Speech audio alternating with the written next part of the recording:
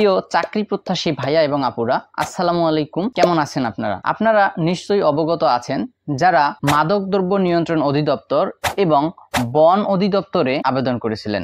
আপনাদের এমসিকিউ এবং লিখিত পরীক্ষা আগামী সপ্তাহেই অনুষ্ঠিত হবে।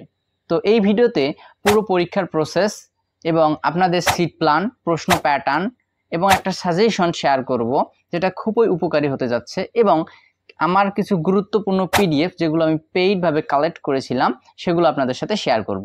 তাই অবশ্যই পুরো ভিডিওটি দেখার চেষ্টা করবেন। তো প্রথমেই মাদকদ্রব্য নিয়ে কথা বলবো, তারপর বন অধিদপ্তর নিয়ে কথা বলবো।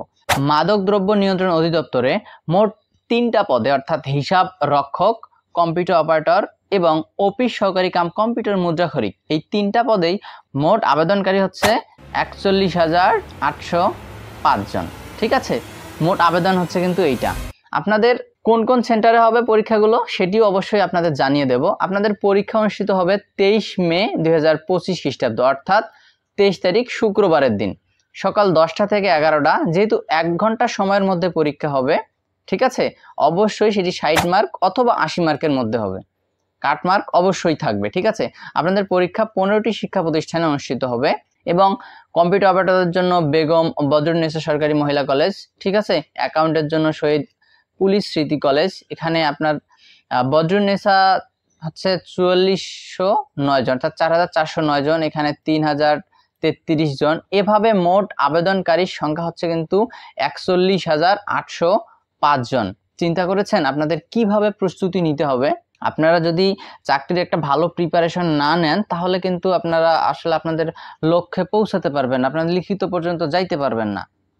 এবং এখানে কিছু নির্দেশনাবলী দেওয়া আছে, সেটা হচ্ছে পরীক্ষার প্রবেশপত্র আপনাদেরকে অবশ্যই প্রিন্ট করে নিতে হবে রঙিনে। আমরা অনেকেই ভুল করি যে আমরা রঙিন নিয়ে যাই না, সাদা কালো নিয়ে যাই। সেক্ষেত্রে কিন্তু অনেক সময় আপনাদের যে কক্ষের গার্ড আছেন, যিনি শিক্ষক আছেন দায়িত্বরত, উনি কিন্তু ঝামেলা করতে পারবেন।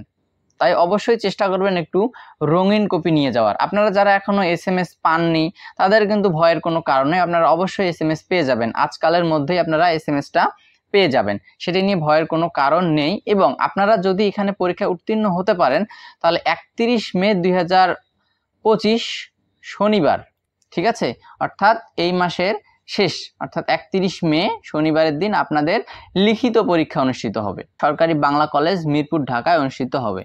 ঠিক আছে, যেহেতু এখানে একটি কলেজের কথা বলা হয়েছে, তার মানে অবশ্যই আপনাদের ছাঁটাই কিন্তু অনেক বেশি হবে। 41,000-এর মধ্যে কতজন লোক টিকে থাকবেন সেটি কিন্তু বলা যাচ্ছে না। যেহেতু কম্পিউটার অপারেটর এখানে আছে তাই অনেক বেশি টিকবে কম্পিউটার অপারেটরে। সেক্ষেত্রে যদি 60-এর মধ্যে আপনাদের পরীক্ষা হয়, ঠিক আছে, যদি আপনাদের 60-এর মধ্যে হয় তাহলে অবশ্যই আপনাদের মার্ক 50+, অর্থাৎ 55-র উপরে থাকতে হবে। ঠিক আছে, আপনার 55-র উপরে থাকলে আশা রাখতে পারেন। তো আমি আপনাদের ছোট্ট একটি সাজেশন দেব এবং কিছু PDF শেয়ার করব যেগুলো থেকে প্রশ্ন কমন আসছে এবং বিগত যে চাকরির পরীক্ষাগুলো হচ্ছে সেখানেও আপনারা একটু যাচাই করে দেখবেন, সেখান থেকে কিন্তু কমন আছে। ঠিক আছে, আর চাকরির পরীক্ষায় 1 মার্কও খুবই ইম্পর্টেন্ট, তাই 1 মার্কের জন্য অবহেলা করা ঠিক নয়। এবং এখন আপনারা যারা বন অধিদপ্তরে আবেদন করেছেন, দুটো মিলে একসাথেই দিব, তাই বন অধিদপ্তরের বিষয়টি একটু বুঝাই দেই। তো বন অধিদপ্তরে যারা আবেদন করেছেন আপনাদের মোট আবেদনকারী হচ্ছে 2টা পদে, ড্রাইভার অথবা ইঞ্জিনিয়ার হচ্ছে 286 জন এবং বন প্রহরী হচ্ছে 4582 জন। ঠিক আছে, এই মোট আবেদনকারীর সংখ্যা হচ্ছে 4868, অর্থাৎ 4868 জন। আপনাদের পরীক্ষা অনুষ্ঠিত হবে 24 মে 2025 খ্রিস্টাব্দ, অর্থাৎ শনিবারের দিন। আপনারা যারা মাদকদ্রব্য নিয়ন্ত্রণ অধিদপ্তর এবং বন অধিদপ্তরে আবেদন করেছেন তাদের ভয় পাওয়ার কোনো কারণ নেই। আপনাদের মাদকদ্রব্য হচ্ছে শুক্রবার এবং বন অধিদপ্তর হচ্ছে শনিবার। তাই আপনারা যারা দুটোতে আবেদন করেছেন প্লাস পয়েন্ট, একবারেই যাবেন, পরীক্ষা দিয়ে আসতে পারবেন। ঠিক আছে, তো এখানে খুব সুন্দর একটি সিস্টেম দেওয়া আছে। আপনাদের 3টা সেন্টারেই পরীক্ষা অনুষ্ঠিত হবে। 3টা সেন্টারের মধ্যে আপনাদের কোন কোন সেন্টারের রোলগুলো এখানে দেওয়া আছে, এই PDFটি আমি অবশ্যই শেয়ার করব।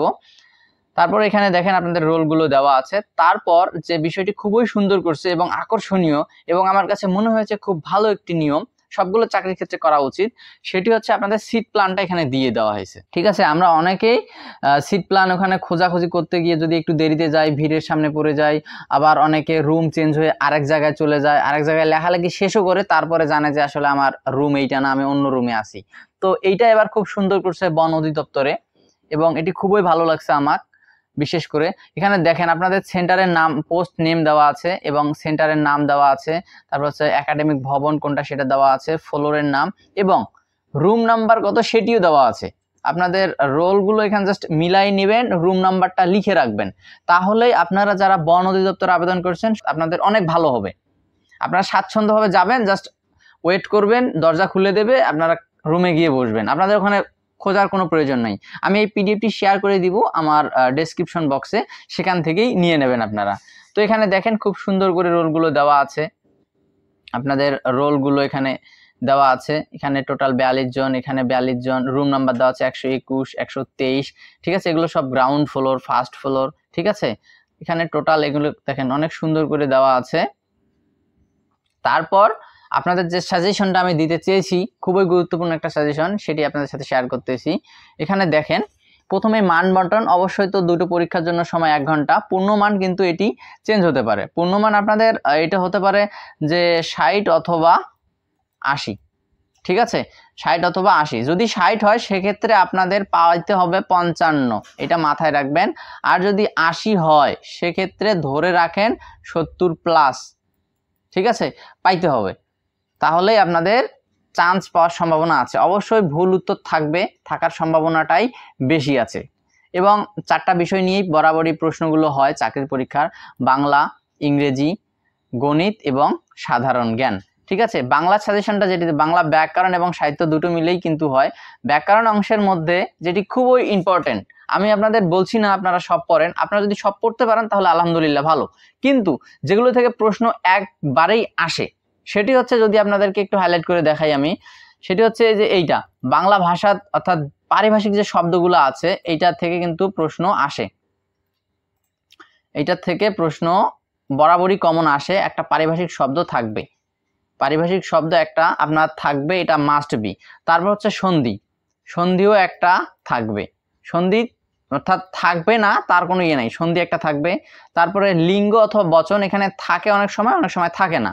পদ প্রকরণটা থাকে, অনেক সময় থাকে না। ঠিক আছে, তারপর আপনারা যদি দেখে যেতে পারেন তাহলে অনেক ভালো।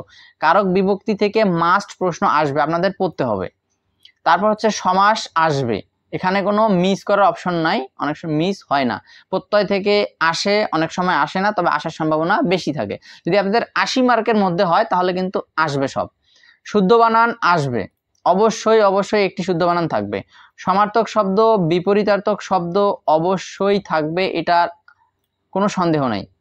ঠিক আছে, বিপরীত শব্দ অবশ্যই থাকবে আপনাদের। তারপর হচ্ছে এক কথায় প্রকাশ, বাগধারা, এগুলো অবশ্যই থাকবে।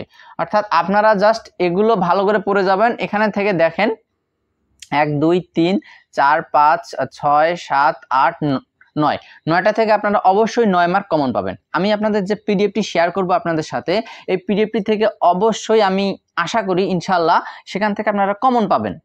ঠিক আছে, আপনারা সেখান থেকে আমি এই অনেকগুলো দেওয়ার চেষ্টা করছি, সন্ধিটা অর্থাৎ কারক বিভক্তি, সমাসটা, কারক বিভক্তিটা, শুদ্ধ বানান, সমার্থক শব্দ, বিপরীতার্থক শব্দ, এক কথায় প্রকাশ, বাগধারা, এগুলো দেওয়ার চেষ্টা করেছি। অর্থাৎ আমি যেগুলো পেয়েছি আপনাদের তাই দেওয়ার চেষ্টা করেছি। ঠিক আছে, আপনারা অবশ্যই দেখে যাবেন, অনেক বড় একটা সাজেশন না, জাস্ট আপনারা যদি 2-4 ঘন্টা সময় দেন তাহলে শেষ করতে পারবেন। একবার চোখ বুলাই যাবেন, যেহেতু আপনাদের এমসিকিউ পরীক্ষা হবে তাই একবার করে ভালো করে পড়লেই, মনোযোগ সহকারে পড়লেই কিন্তু অনেকটা ভালো হবে আপনাদের জন্য। তারপর ইংলিশে যদি আপনি আসেন তাহলে এখানে অনেকগুলো, আপনারা সব পড়তে পারেন তাহলে কিন্তু অনেক ভালো। আর আপনি যদি না পারেন, যেগুলো থেকে প্রশ্ন কমন আসবে, নাম্বার থেকে আসবে, ঠিক আছে, মাস্ট বি নাম্বার থেকে আসবে, আর্টিকেল থেকে প্রশ্ন আসবে, এটা এখানে বাদ দেওয়ার কোনো অপশন নাই। ঠিক আছে, তারপর কেননা আর্টিকেল, নাম্বার এগুলো অনেক সহজ আছে, আপনারা চাইলে পড়তে পারেন না। নাম্বারটা যদি একটু ডিফারেন্ট, কিন্তু আর্টিকেলটা আপনারা চাইলে পারবেন। তারপর টেন্সটা, এটি কিন্তু অতটা কঠিন না, আপনারা চাইলে এটাও পারবেন। সেন্টেন্সটা, বাক্যের যে assertive, interrogative, imperative, operative, exclamatory, এগুলো আপনারা চাইলে পারবেন, এগুলো অনেক সহজ আছে। এবং এখান থেকে একটু ভালো করে পড়ে যাবেন, কেননা যেন মার্ক কোনোভাবেই মিস না হয়। আর যেহেতু কাট মার্ক থাকবে তাই কোনোভাবেই ভুল দাগানোর চেষ্টা করবেন না, মনে সন্দেহ রাখবেন না, 100% কনফিডেন্সের সাথেই দাগানোর চেষ্টা করবেন। ন্যারেশন থেকে অবশ্যই আসবে, ঠিক আছে, ন্যারেশনকে কোনোভাবেই বাদ দেওয়ার অপশন নাই, ন্যারেশন আসবে। তারপর অ্যাপ্রোপ্রিয়েট প্রিপোজিশন, যেহেতু এটা একটা ডিফারেন্ট এবং এটা একটু হার্ড লেভেল, আপনারা যদি পড়ে থাকেন, যেহেতু 11 গ্রেড আছে এখানে, ঠিক আছে, তাই আপনারা অবশ্যই প্রস্তুতি তো নিয়েছেন, তারপর একটু ভালো করে পড়বেন। সিনোনিয়াম অ্যান্টোনিয়াম মুখস্থ আপনাদের করতেই হবে, যদি পারেন তো বেটার। আর এটা যদি না পড়ে থাকেন, প্রস্তুতি না নিয়ে থাকেন, তাহলে মাথা নষ্ট করার দরকার নেই, এটা স্কিপ করে যান। ইডম অ্যান্ড ফ্রেজ যা পড়েছেন তাই, ইডম অ্যান্ড ফ্রেজ থেকে অবশ্যই একটা প্রশ্ন আসবে। তারপর ট্রান্সলেশন তো অবশ্যই থাকবে, কি বলবো আপনাদেরকে, ট্রান্সলেশন থাকবে। কারেক্ট স্পেলিং থেকে থাকবে, আমি আপনাদের যে পিডিএফ শেয়ার করবো তার মধ্যে কারেক্ট স্পেলিং আছে, সেটা দেখে যাবেন একটু, ঠিক আছে। তারপরে কারেকশন থেকেও থাকে, তবে কারেকশন আপনারা যদি পারেন তো ভালো কথা। তো এই যে কয়েকটা বিষয় হাইলাইট করে দিলাম, এগুলো থেকে প্রশ্ন অবশ্যই আসবে, বাকিগুলো থেকেও আসবে, তবে তুলনামূলক এগুলো সহজ এবং পাওয়ার সম্ভাবনা অনেক বেশি, ঠিক আছে, তাই কোনোভাবেই স্কিপ করে যাওয়ার সুযোগ নাই আপনাদের। তারপর গণিত থেকে যেটি বিষয় আসে, পাটিগণিত, বীজগণিত, আর জ্যামিতি থেকে বৃত্তের অঙ্কগুলো খুব বেশি আসে। পাটিগণিত থেকে একটু আপনাদের বলি, পাটিগণিত থেকে আপনাদের ভগ্নাংশ, ঠিক আছে, ভগ্নাংশ দিলে দেয়, অনেক সময় দেয় না। লসাগু গসাগু যদি 80 মার্কের হয় তাহলে দিতে পারে, না হলে মনে হয় না দিবে। এই যে অনুপাতের অঙ্কটা, এই অনুপাতেরটা কোনোভাবেই মিস করেন না ভাই, অনুপাত আপনাদের আসবে, হয় পিতা পুত্রের অঙ্কের অনুপাত আসবে, নতুবা আপনাদের সোনা এবং খাদের মিশ্রণে খাদের পরিমাণ কত বা সোনার পরিমাণ কত, তারপর হচ্ছে পেট্রোল ডিজেলের মিশ্রণ হয়েছে সেটার মধ্যে পরিমাণ কত, সেটা দিতে পারে। ঘাবড়ানোর কিছু নাই, এগুলো যদি আপনারা 2-4 ঘন্টা করে সময় দেন প্রতিদিন, তাহলে কিন্তু এখনো সম্ভব আছে আপনার যাওয়ার, ভাই যাওয়ার, ঠিক আছে। আপনারা একটু ভালো করে পড়াশোনা করলেই কিন্তু হয়ে যাবে। গড়ের অঙ্ক, সময়, দূরত্ব, গতিবেগ, এখান থেকে একটা অঙ্ক আসে, ঠিক আছে, যে কোনো একটা আসবে। তারপরে শতকরার অঙ্ক থাকবে, এটা তো মাস্ট বি। তারপর হচ্ছে লাভ ক্ষতির অঙ্ক, কোনোভাবেই মিস করেন না ভাই, এই অঙ্কগুলো যদি আপনারা না পারেন, এখান থেকে যদি আপনার মার্ক ক্যারি করতে না পারেন, তাহলে কিন্তু সমস্যা।